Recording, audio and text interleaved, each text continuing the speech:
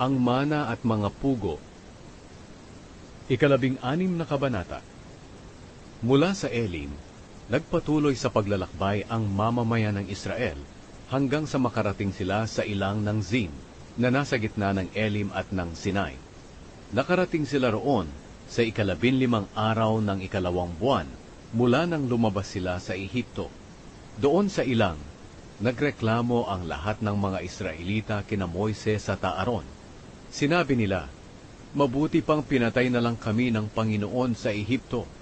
Doon, kahit paano'y nakakakain kami ng karne at ng lahat ng pagkain na gusto namin.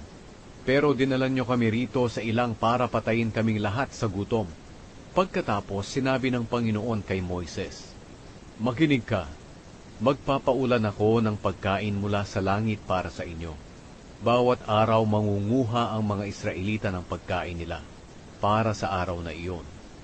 Sa ganitong paraan, masusubok ko kung susundin nila ang mga utos ko. Sabihin mo sa kanila na doblehin nila ang kukunin nilang pagkain tuwing 6 na araw ng bawat linggo." Kaya sinabi nila Moises at Aaron sa lahat ng mga Israelita, "Ngayong gabi malalaman ninyo na ang Panginoon ang naglabas sa inyo sa Ehipto, at bukas ng umaga, makikita ninyo ang makapangyarihang presensya ng Panginoon, sapagkat narinig niya ang mga reklamo ninyo. Sino ba kami para sa amin kayo magreklamo?" Sinabi pa ni Moises, "Bibigyan kayo ng Panginoon ng karne na kakainin ninyo sa gabi, at bubusugin niya kayo ng tinapay sa umaga, dahil narinig niya ang pagrereklamo ninyo sa Kanya.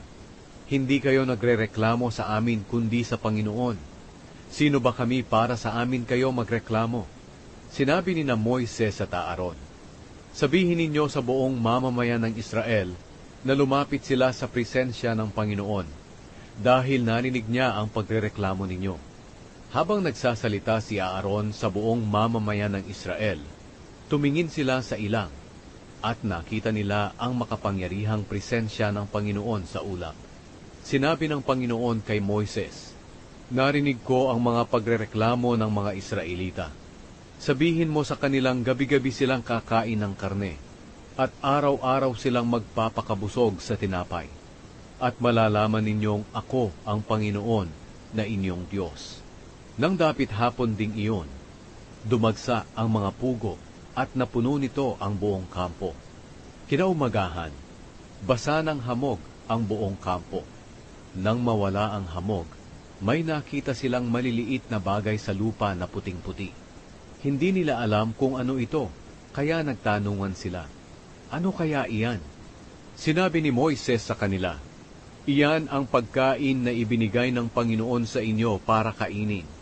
Sinabi ng Panginoon na ang bawat isa sa inyo'y mag-ipon nito ayon sa inyong pangangailangan, mga 1 salop bawat tao." Kaya nanguha ang mga Israelita ng mga pagkain ito. Marami ang kinuha ng iba, habang ang iba naman ay kaunti lang. Nang takhalin nila ito, 1 salop ang nakuha ng bawat tao. Ang nagtipon ng marami ay hindi sumobra, at ang nagtipon ng kaunti ay hindi naman kinulang. Tamang-tama lang ang nakuha ng bawat isa. Sinabi ni Moises sa kanila, "Walang magtitira nito para sa susunod na araw." Pero ang iba sa kanila ay hindi nakinig kay Moises. Nagtira sila para sa susunod na araw, pero inuod ito at bumaho. Kaya nagalit si Moises sa kanila. Tuwing umaga nangunguha ang bawat isa ayon sa kanyang kailangan.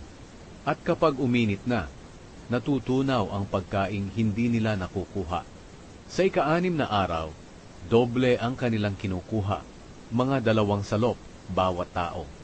Kaya pumunta ang mga pinuno ng mamamayan ng Israel kay Moises at nagtanong kung bakit doble.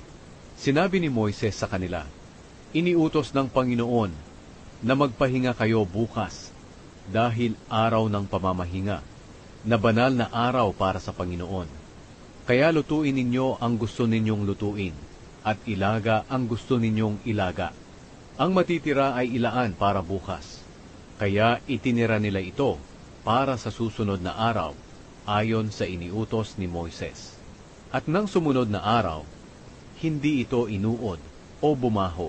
Sinabi ni Moises sa kanila, "Kainin niyo iyan ngayon, dahil ngayon ang araw ng pamamahinga para sa Panginoon. Wala kayong makikita niyan ngayon. Makakakuha kayo ng pagkain ito sa loob ng 6 na araw.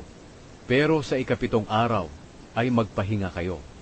Sa araw na iyon, wala kayong makukuhang pagkain." May mga tao pa ring lumabas para manguha ng pagkain sa ika-7 araw, pero wala silang nakita. At sinabi ng Panginoon kay Moises, "Hanggang kailan ba susuwayin ng mga taong ito ang aking mga utos at katuruan? Alalahanin ninyo na binigyan ko kayo ng araw ng pamamahinga. Kaya nga tuwing ika-6 na araw ay dinodoble ko ang pagkain ninyo. Dapat manatili sa bahay niya ang bawat isa sa ika-7 araw. Walang lalabas para kumuha ng pagkain." Kaya nagpahinga ang mga tao sa ika-7 araw. Tinawag na mana ng mga Israelita ang pagkain. Para itong maliliit at mapuputing buto, at matamis kagaya ng manipis na tinapay na may pulot. Sinabi sa kanila ni Moises, "Ipinag-utos ng Panginoon na magtago kayo ng isang salop na mana para sa susunod pang mga henerasyon, para makita nila ang pagkaing ibinigay ko sa inyo sa ilang, nang inilabas ko kayo sa Ehipto." Sinabi ni Moises kay Aaron, "Kumuha kayo ng sisidlan at lagyan ito ng isang salop na mana. Pagkatapos ilagay ninyo ito sa presensya ng Panginoon para sa susunod pang mga henerasyon." Sinunod ito ni Aaron ayon sa sinabi ng Panginoon kay Moises. Inilagay ni Aaron ang mana sa kahon ng kasunduan para maitago. Kumain ang mga Israelita ng mana sa loob ng 40 taon, hanggang sa makarating sila sa lupain ng Kanaan. Bawat araw, nag-iipon ang bawat isa sa kanila ng isang omer na mana, mga isang salop.